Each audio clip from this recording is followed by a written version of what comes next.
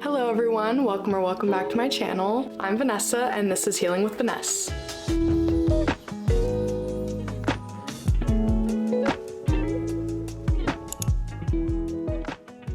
Let me just put a disclaimer here. I do live near a dog park, so if you hear any dogs barking, that's just them having a good old time. So if you're new here, welcome. I'm so glad you're here. I started my YouTube channel last year after being diagnosed with rheumatoid arthritis, which is an autoimmune disease, in late 2022. And I wanted to share my story and my lifestyle changes that I've made to help other people that are dealing with a chronic illness or people that just would like to become healthier in general. So if any of that interests you, including like foam rolling routines, massage gunning, low impact exercises, yoga, gut healthy recipes. If any of that interests you, go ahead and check out those videos. So today I wanted to do something a little bit different. I am a huge reader. I got back into reading in 2022 and it has just completely changed my life. I haven't stopped since. I'm part of the booktube community. Of course, I watch the Queens, Destiny Sidwell, Sarah Crowley, Haley Pham, Shaughnessy, and a few more, but those are my favorites so far. I had a great reading year. I feel like I found some new authors, new genres that I love, and I can't wait to share my thoughts on all my books.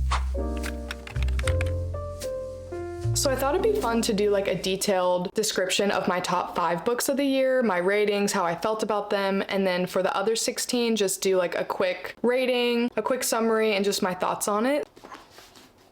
These book girlies make it look easy to pose with these. So the first book I read this year was Magnolia Parks, the first one. I actually read that on my Kindle. Let me show you how cute. It has some little Taylor Swift and plants. I had heard so many people say to read the Magnolia Parks series and that it changed their lives, and I was so like excited to read it. I just felt like it kind of fell short for me. I think one of the biggest things that I remember about this book, even though I read it a year ago, was the constant talk of luxury, jewelry, clothes, perfume, all of it. Like, I just don't relate to that as much, and I find it like really boring because I just don't know any of like the luxury brands per se. I felt like it was kind of annoying. The other thing I remember was that a lot of drama, which did keep me engaged, and I did want to see what was going to happen, but I didn't feel the need to want to keep reading that book, and so I rated it 3 stars. If you liked it and you think I should keep reading the series, I did hear that it gets better. Let me know, and maybe I'll put that on my 2025 TBR. For now, 3 stars, maybe I'll come back to it one day. And the next book I read was Harry Potter and the Chamber of Secrets. My goal was to read the Harry Potter series this year, but I ended up reading a different series, and so I think I'm gonna try to get back to the series next year. But I did read these in middle school, and I just thought it'd be so fun to like reread them as an adult, and I'd probably get way more out of it. I do feel like the first 3 books are a lot of introduction and how the school works and the relationships they're building and just how they're learning their magic, which I do love, like the school part of these books. I think it's so immersive and magical, and it's just, there's nothing like the Harry Potter series, that's for one. I rated this one 3 stars. I enjoyed it, but it wasn't like a 4-star level for me. I love to see these characters like grow up, and I can't wait to continue the series, but I rated this 3 stars. The next book I read in 2024 was Good Bad Girl by Alice Feeney. I love my girl Alice Feeney, let me tell you. I read Rock, Paper, Scissors by Alice Feeney last year and I loved it. If you have not read that and you're looking for a good winter thriller, please pick that up and support our girl Alice. This one also kind of fell short for me because I just don't have many thoughts looking back on this. I do remember it was dual point of view, which I really liked. There were some twists and turns that caught me off guard, but I just felt like the theme of the story wasn't my favorite. But overall, it was a good read, and I rated this 3 stars as well. Alright, so the next book I read was Daisy Jones and the Six by Taylor Jenkins Reid. This was not the first book I read of hers. I read The 7 Husbands of Evelyn Hugo, Malibu Rising, One True Loves, and Made in Another Life. Out of all of those, Malibu Rising and The 7 Husbands of Evelyn Hugo, which is one of my all-time favorite books, I felt were better than this. But let me say, Miss Taylor Jenkins Reid knows how to put you into a setting. A lot of her books are like California type settings based in the 80s and 90s, but this one was based in the 70s, and it's about a girl joining a band and they end up making it big, and it's just kind of like the story of their relationships, how they got big, their managers, and how the media was back then. And I really did enjoy like reading about the relationships. And throughout the book and seeing the character growth. And I have not watched it on Hulu yet. I don't know if you have. I feel like her depiction of bands in the 70s was very accurate. The drug use, the parties, the image, the record labels, all of it. And it's so different now. And it really brought me back. So I rated this 3.5 stars. Liked it, didn't love it. Those are my thoughts. Next is Beautiful World, Where Are You by Sally Rooney. Now, this was my first Sally Rooney book I've read. I do want to continue reading her books. I thought her style of writing was really unique, how she forms sentences so differently and really portrays people's emotions extremely well. It's about these 4 people in their late 20s, early 30s trying to figure out their life, figuring out their next move, what's going to make them happy in life, the struggles they're going through. The 2 main girl characters are emailing back and forth, and they're set in England. And so it was really interesting to... Reese is putting his TGI Fridays potato skins in the oven. Oh my God!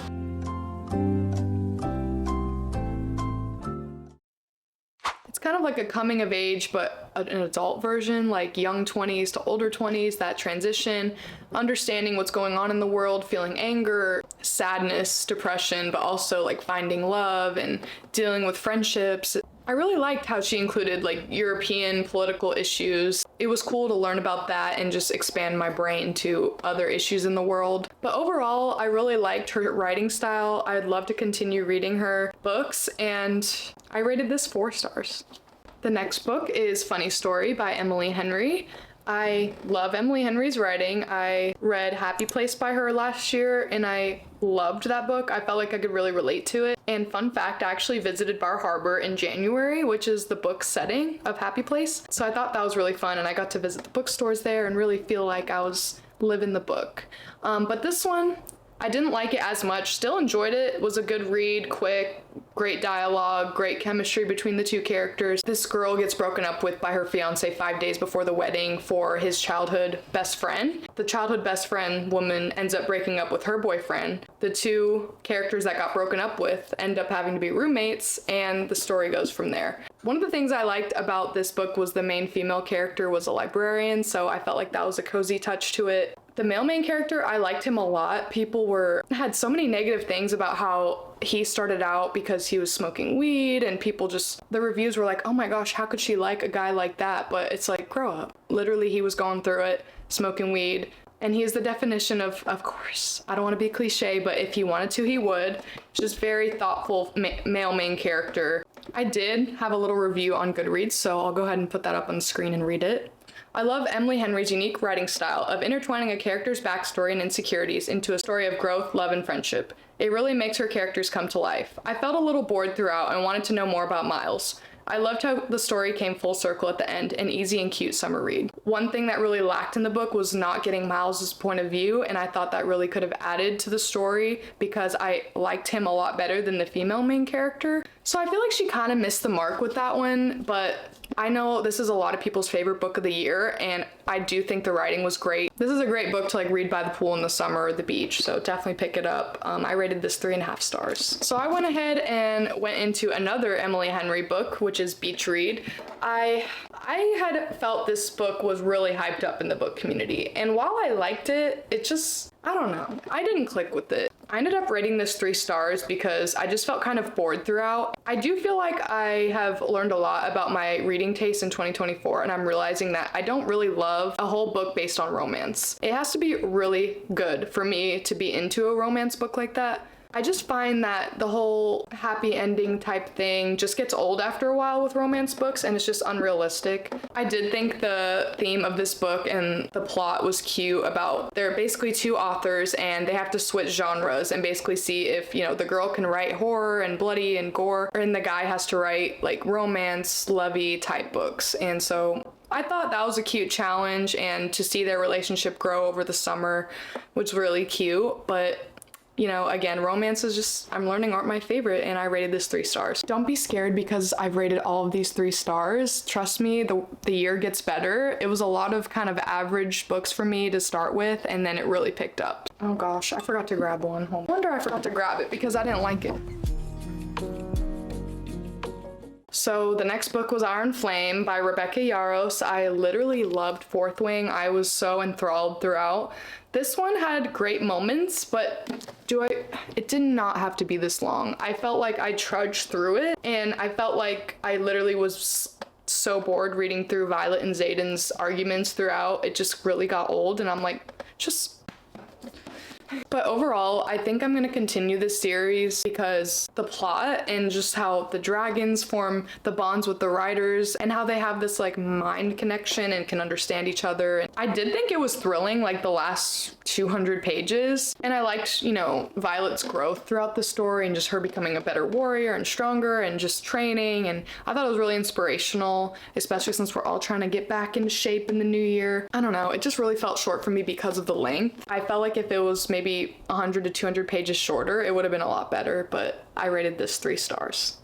Okay, 2 more books that I read were The Housemaid and The Housemaid's Secret, which were on my Kindle. Literally could not stop hearing about how good Frida McFadden's writing was and that it was easy. And I do think she has a very easy to understand writing style. Like, you can fly through one of these books in a day. But with that, I felt like it can be a little bit simple. I've read better thrillers, especially by Alice Feeney. I'd much rather read a thriller by her rather than Frida McFadden. I might try The Teacher by her, which I've heard great things about, and The Inmate, but overall these kind of fell short for me. I thought they were good to read like during the summer really quick. I was caught off guard with the first one, but the second one I did guess the ending, which is kind of bad because I'm not the best at guessing endings. So those are my thoughts, but I did write a review, so let's see. So this is for The Housemaid 1. I expected more out of this book. It was a quick, easy, and suspenseful read. I kept wanting to pick it back up, however, the ending felt rushed and unbelievable. I was even able to predict one reveal at the end. I did like the concept of the book, and I thought the first 2/3 of the book were great. Let me say book one more time. I am excited for the movie to come out in 2025 with Sydney Sweeney, though. I felt like, you know, she was a good pick and it'll be interesting to see. And then for The Housemaid's Secret, I liked this book. I didn't love it. I thought the audiobook was really good. The voice actor kept me engaged. I thought some of Wendy's inner dialogue was a bit cringy and thought her backstory could have been a bit more thought out. Instead, it was just greed. I would have liked to hear more about her struggles growing up and why her hunger for money consumed her. I would have liked to hear one Douglas point of view as well. I thought Millie was a strong female main character and loved seeing how her passion for helping women in need unveils. Although her back and forth about her relationship with Brock was a bit tiring. I thought the ending was good, but I think I felt a little more thrilled in the first book. So yeah, those are my thoughts for The Housemaid. Let me know what you thought of them because I feel like everybody's read them. And I don't think I'm gonna read the third one because everybody said it really fell short, so I'm like, okay. So the next book I read was The Last Word by Taylor Adams. Fun fact, I got this at a thrift store and it's so cool because it's a little book of the month thing. I find a lot of those at thrift stores, bookstores, so they're kind of unique to have, you know? It's like, this book was scary, let me say. I've never read such a gory book, honestly, besides like, you know, some fantasies, but this one was really, really bloody, gory, suspenseful, thrilling. I mean, all of the good things that you want in a thriller. Basically, it's about this girl who's house sitting in a isolated beach town in the middle of nowhere in the winter. She gives an author a 1-star review. She realizes weird things are starting to happen throughout the house and she feels like maybe this author is trying to retaliate against her. I definitely could not really predict what was gonna happen. I was honestly really scared for the female main character because that is one of my biggest fears, is just being alone and just having somebody start messing with you and your head, and like for weeks at a time. But I didn't love the gore, and that's just like a personal preference of mine. It did feel a little bit unrealistic. There were a pretty good amount of twists and turns. The one thing I really did like was her relationship with her dog throughout the book. I thought that was a really cute touch and made it a little bit more relatable. There were some heavy topics in this, I'm not gonna lie, so please look those up if you think those, you know, some topics might bother you. They were a little bit hard to read for me, so overall I gave this a 3 stars. So now we can get into my favorite books of the year. Alright y'all, so I read the Throne of Glass series. I could not stop hearing everybody talk about how great it was. Literally everybody said that series changed their life. I am currently on Kingdom of Ash. Finally, I've worked so hard to get here. I started the series in the summer, so it took me about 6 months to get through it, but I did mix a few other books in there as well. And I have listened to some of the audiobooks, which I think the narrator does a great job. So let's get into it. Now let's talk about the reading order. I will die on this hill. So I was told to read Throne of Glass first and Assassin's Blade third, even though this was written first when Sarah J. Maas was 16 or something like that, which is incredible. So I read this first and felt confused. I loved this book though, like one of my favorite books of the year, but I really felt like I should have read Assassin's Blade first. If you feel like you're the type of person that likes to know the backstory before you get into this and you're not really good at world building, because I wasn't when I started this series, definitely read Assassin's Blade first. I will die on that hill. I felt like I could have understood what was happening in Throne of Glass a little bit better if I would have read this first. Even though Sarah J. Maas says to read this third, but you know, whatever, Sarah. So let's get into Throne of Glass. So if you live under a rock and you haven't heard of Throne of Glass, basically it is the story of Celaena Sardothien. She's an assassin. So basically she's summoned from a prisoner war camp into the king's castle, and she's told if you defeat 23 of the city's worst thieves, murderers, prisoners, basically, she can fight for her freedom, and if she wins, she is crowned as the king's champion, and then after she serves as that, she'll be granted her freedom. So the story just pretty much gives a little bit of background about her, the relationship she's forming with these two sexy, like, little fantasy men. The characters you meet in the story, a lot of them just continue to be in every single book, so it was nice to get introduced to all of them in the first book and also see their character growth throughout the story. But she starts flirting with these two men. She's trying to pick which one she wants. And all of a sudden in the book, something evil starts happening. She's realizing something isn't right in the castle, and you basically follow that story of what's going on in her fight against this evil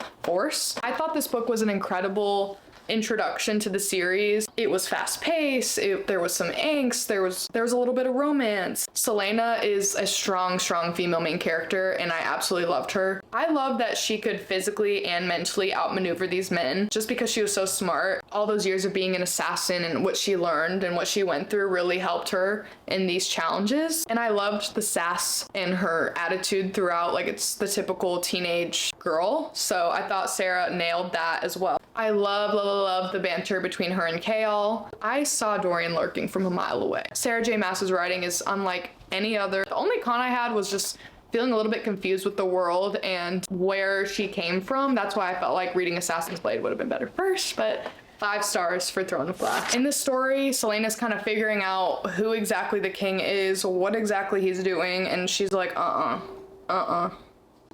She continues her search and tries to find where her loyalty lies, she's figuring out where her loyalty lies, where her friend's loyalty lies. I love the female friendship she formed with Nehemia in this book. This one isn't the most memorable to me, but I remember really liking it, but it just wasn't as good as the first book, in my opinion. One of the main conflicts she has with Chaol was definitely life-changing for her, and it impacts her through the whole series. So I felt like this was a really important book in the series, and I rated it 4 stars. Assassin's Blade was third. Basically this is 5 novellas all into one book. This was before Celaena was in the castle and she was still working as an assassin for Arobin. And you basically learn about their relationship more, why he has this control over her. You can really see the goodness of her heart throughout every single mission she's sent on, and that just really tied me to her. I felt like she was always fighting for a better good, and it's just a great theme that goes along the entire series. And I loved learning about her and Sam's relationship too, which was another assassin that she was friends with, you know, what happens to them at the end. So I loved it, 5 stars. Next I read Heir of Fire, which is the 4th book in the series. This was when people were like, oh, it's definitely gonna pick up by Heir of Fire. So I was like, okay.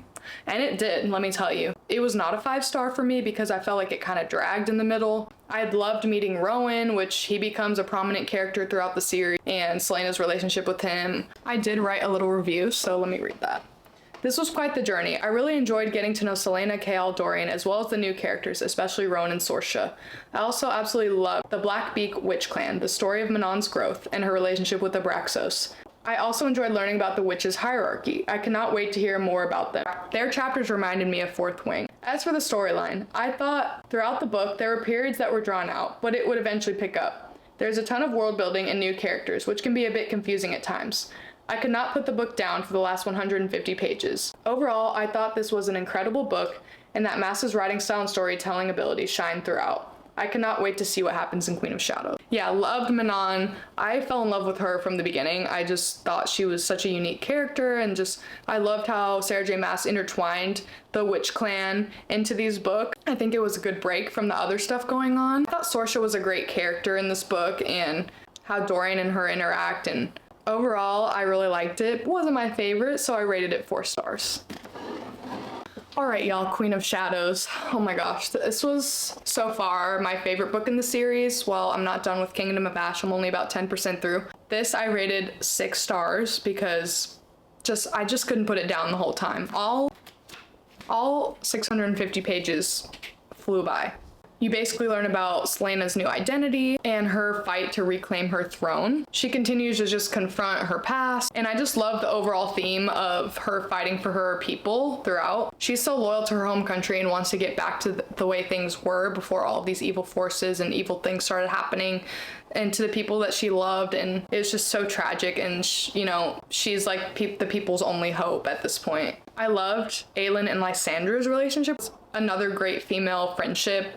They weren't friends in their teenage years. They always kind of disliked each other, and then as they started to talk more as they got older, they realized they have commonalities. Love Lysandra. I think she's one of the best characters in the series. I also loved how Rowan and Aelin's relationship just grew throughout the book, and just the romance and chemistry between them, just not only physically but within their souls, was I was tearing up, laughing, just feeling like my heart was exploding at some points of this book. Just the descriptions and the battles, and also just continuing to learn about the Blackbeak witch clan, and all of that is just the way Maas intertwined all these stories, all these characters and stories together. It was just incredible. A really great quote in this book was, "She was fire and light and ash and embers. She was Aelin Fireheart, and she bowed for no one and nothing, save the crown that was hers by blood and survival and triumph." You're also introduced to some new characters, Nezrin and Elide, which also continue to be part of the series. I just cannot wait to reread this one day. Love it. So 6 stars for me. Okay, so I thought I'd review these two together. So I did not do the tandem read, and these were my 2 least favorite in the series. I do feel like doing the tandem read could have been fun. I took the wrong people's advice for the reading order and the tandem read. I felt like I should have, because it would have made it a little bit more interesting. I felt like in each of these books, the plot just kind of dragged on and on and on. But in Tower of Dawn, learning about Chaol and Irene, and just how the healers came to be, and just more of the backstory of this world. Chaol's self-growth throughout it was really relatable because of his injuries, and he's trying to heal. And that's been my journey with rheumatoid arthritis, and how he realizes that his injuries don't define him, and that he can still feel loved, love other people, fight in wars, figure out how to adjust his life. And I thought that was really special. One thing I didn't like about this book was how many new characters were introduced. I just did not expect that in one of the last books of the series. So I rated both of these 3 stars. Another great story this year was The Perfect Marriage by Geneva Rose. This was a little thriller I picked up. Did not expect to love it so much. I could not put it down. And it's basically about this woman and her husband. They've been married for 8 years, and they've started to have trouble because the female main character is a lawyer and she just works all the time, and the husband is a struggling writer and he has more free time, and he's just kind of depressed and she's not seeing it.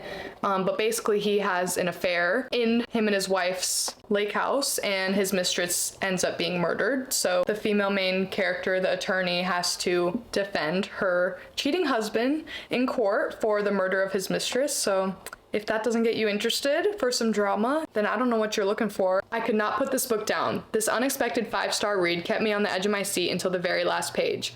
Rose kept me engaged with her fast-paced writing style and twists and turns.